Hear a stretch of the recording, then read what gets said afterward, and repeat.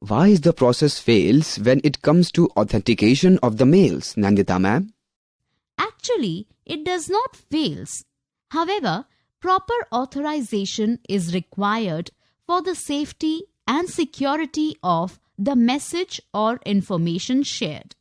Does this mean that I need to provide an identity to access any data? Yes, Rajesh. It is just like visiting a locker room in a bank.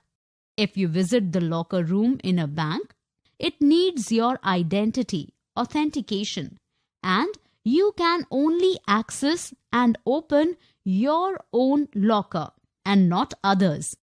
By this way, we may define authorization as a process or program for verification of the access privileges granted to you.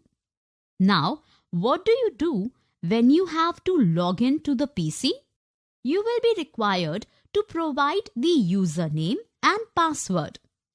The system will then make sure that your inputs are authentic.